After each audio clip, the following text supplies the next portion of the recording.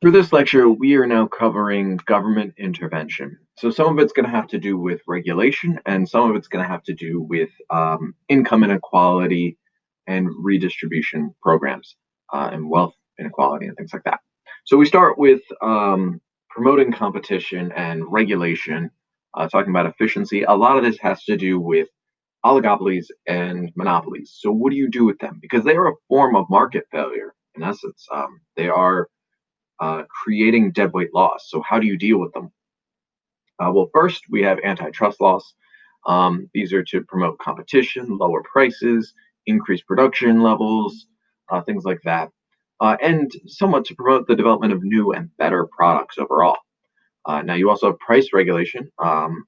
So remember your socially optimal price, your um, break-even price, and things like that.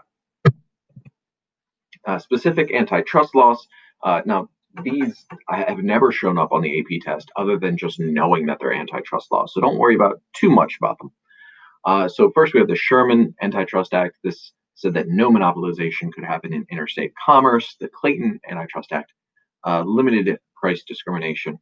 So there are no exclusive deals forcing you to purchase from one seller or tying arrangements. In other words, you must buy one to buy another, or any competitive mergers. Um, Two companies can't share members of the same board of directors if they are in competition, because then they're not really in competition. And then the FTC Act, the idea that there's no unfair or deceptive acts uh, of competition in interstate commerce. So they can't price fix, output restrictions, yada, yada, yada. Can't overtly take actions against new firms, things like that. Now, price regulations. Remember, your marginal cost pricing is your perfectly competitive outcome, is your socially optimal outcome. That's where your price equals your marginal cost. That's where you eliminate your deadweight loss. Now, this might create losses for the firm, so you might have to give subsidies to the firm to actually do this. Average cost pricing, this is the same as the break even price. This is where the firm will earn a normal profit, so where the price is equal to the ATC. Now, in many cases, this is good because you don't have to subsidize the firm, but it could end up with some deadweight loss. So it might not be socially optimal. Now, when we're talking about poverty, uh, a few definitions and things about it. First of all, the poverty line is really kind of arbitrary. It's used to show the population living in poverty, but in who defines what poverty actually means, it means a lot of different things to a lot of different people. Most experts think that the poverty line, as is currently defined, is actually a little bit too low. Um, that people who aren't technically living in quote unquote poverty are actually really living in poverty. It's just the arbitrary line is too low.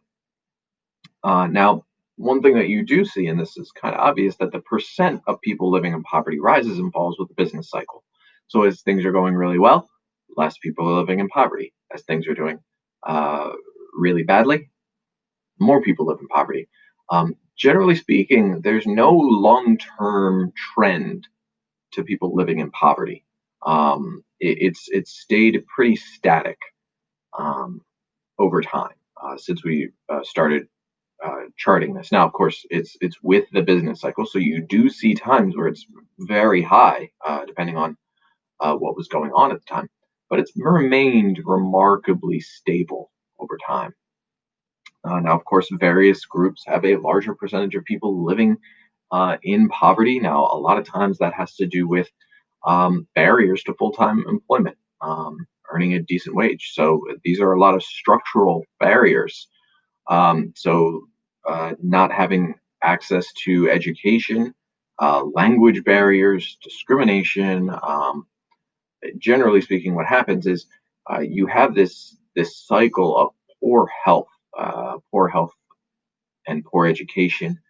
Both of those sort of feed into each other, uh, and as they work together to bring down the possibility of getting a good job at a decent pay. Um, that yields sort of like the next generation having the same issue because they are now being brought up in a house with poor health and poor education. And it has nothing to do with the people themselves. It has nothing innate to do with the people. Um, it has to do with sort of the accident of their birth. And it's one of those things where we have not, it's good that the percentage of people living in poverty hasn't increased, but the fact that it hasn't decreased is not really a good thing to take note of. Now, when we talk about income inequality, um, here's where we start using some more data to analyze this. So this is specifically income, not wealth. So this is an income gap, and you use quintiles, which are just fifths, to analyze income distribution. So you can look at the bottom quintile versus the top quintile, so that the fifths of people, and how much income they have. And so this data is from 2008, and you see that the bottom fifth of people earn 3.4% of the total income in the United States. The top 20% of the United States earns 50% of the income. So that's a massive amount of the income. Now, if you're looking at this and you're trying to decide, well, who in this case would be considered in poverty, who would be considered middle class, um, generally speaking, of course, the top and fourth quintiles would both be not in poverty. Usually, we're looking at um, that third quintile as being sort of middle. But in reality, if you're trying to think of it as middle, it's not really the middle of the average income or anything like that. It's just, the middle quintile. Um, Now, how do we measure this and get it down to an idea of income distribution? Um, for this we use the Gini coefficient. So that's how you pronounce Gini, the Gini coefficient. This is a level of income inequality rated from 0 to 1. Now you don't have to know how to calculate it, but we'll look at it graphically using the Lorenz curve in another slide. But the closer it is to 1, that implies that all wealth is held by one person. Um, If it's 0, that means everybody has exactly the same amount of wealth. So, of course, you're never going to get either one of those. So, you're always somewhere in between. In the US, the last time I updated this slide, the Gini coefficient was about 0.41, which for an industrialized nation is relatively high. We don't have great. We have a oddly high percentage of income inequality. Wealth inequality is even worse. If you want to discuss that, that's definitely worse in terms of what we have going on in America. Now, the Lorenz curve is a visual way of looking at the Gini coefficient. So, if you think of the Lorenz curve as sort of two parts to it, you have the line of equality, which is a 45-degree angle. If you're looking at the ratio between income and percentage of the population. And the further bended out the Lorenz curve is, the further bowed out it is, that demonstrates a higher income inequality. So that's really all you have to know about this. The further out the Lorenz curve is, the higher the income inequality. The closer the Lorenz curve is, that 45-degree angle, then that's the less amount of income inequality. And if you wanted to derive the Gini coefficient from this, you could. It is the shaded area, if you take the area of the Lorenz curve and the 45-degree angle, that divided by the area of the rest of that side. So the area of B, C, and D, that triangle, you do the ratios there, and that's how you derive the Gini coefficient. That's never shown up on the AP test, but the Lorenz curve usually does, at least as one or two multiple choice questions. And it's pretty simple. Normally, it's just showing different Lorenz curves and says something along the lines of which one has the highest level of income inequality or the least amount of income inequality. And then you just choose, the closest or furthest away from the line of equality as needed for the question. Now, how do people fall into this poverty? Well, a lot of people fall into it, and they fall into it because of unforeseen events. So people who have climbed their way out of income inequality have a relatively high rate of falling back into poverty. So as much as America likes to talk about the American dream and being able to move up in the world and um, you know get out um, of the impoverished level, climb up the social ladder, if you will. Um, it is very difficult because of sort of a generational wealth aspect to this. So if you generationally, if your parents or siblings or somebody to lean on, friends to lean on who are um, of the same social status as you, if something bad happens to you, sickness, job loss, anything like that, that could cause you to fall back um, and become impoverished, you have somebody to rely on. And people who have generational wealth tend to be able to do this a lot more. They'll be able to borrow from a friend, borrow from family, things like that. Whereas people who do not have it, who do not have that personal safety net, they're much more likely to fall back into poverty. So we have a larger um, rate of people who climb out of poverty only to fall back in due to these unforeseen circumstances.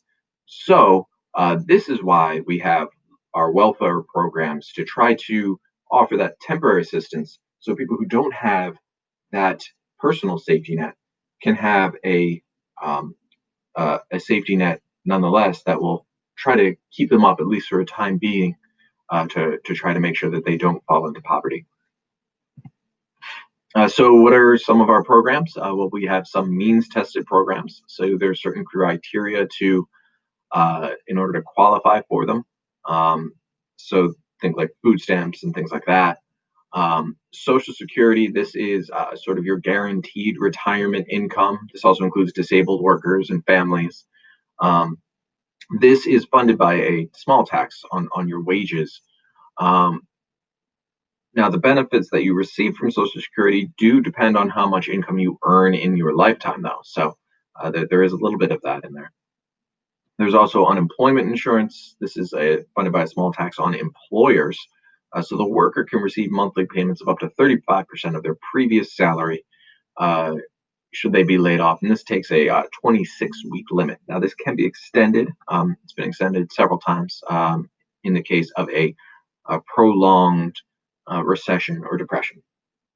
Now, something that most economists are going to tell you, and that's why it's bolded, because this is really more what you have to know about this for the AP test is the effects of the programs on poverty is that overall, most economists think that the poverty rate will be much, much higher and income distribution will be much more unequal if these programs did not exist.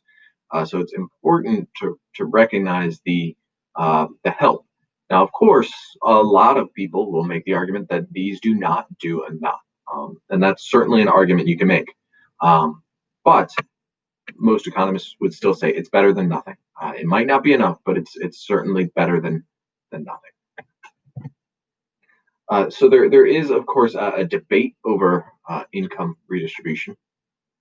Some people don't think it's the role of the government, and certainly that's a philosophical, political difference. Um, some people take issue with the necessity of higher taxes, which therefore causes inefficiency. Um, the main way that the U.S. Combats this income and wealth inequality is through a progressive tax, the progressive income tax. Now, once again, people say this isn't necessarily enough and there's too many loopholes, and that's certainly an argument you can make. But that's definitely the main way in which the United States does this.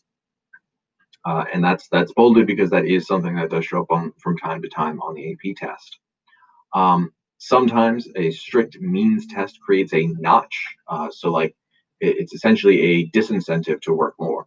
So, people would say, well, if I remain at working 15 hours a week, part time, 15 hours a week, and I can still receive certain benefits from the government, if I move it up to 16 hours a week, then I won't receive that benefits and I actually end up making less. So, even if I do more, even if I want to work more, I'd be making less. So logically, I'm not going to do that.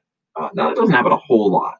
There's not that many disincentives to work, but it does come up from time to time, especially in certain states, if it's a strict means test, which is why a lot of economists don't necessarily think that's a great idea to have strict means tests.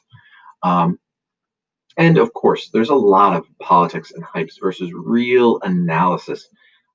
There's not nearly enough uh, real knowledge about what's going on with these benefit programs and poverty and what people think when other people are going to work and beliefs on people who are on these systems. A lot of people have very, very negative thoughts on people who need to seek out government assistance. And frankly, almost every assumption they make is just wrong. Um, so beware of those people who are making purely political arguments without any data to back it up. Like the idea that people are lazy or somehow defective because they're on these government programs is not supported by any sort of data. The vast and beware of people who make observations just on their own basic life. They see people out in the world at stores taking advantage of these programs. They're in a small minority. The vast majority of people uh, are use them well, want to get off of them as soon as possible, um, and and they are necessary to make sure that we don't have a large, impoverished or larger impoverished population in America. And that's all you have to know about income redistribution and this type of government intervention. There's one more type of government intervention that we'll go over, and it'll be our last lecture for microeconomics, and that's going to have to do with tariffs in international trade.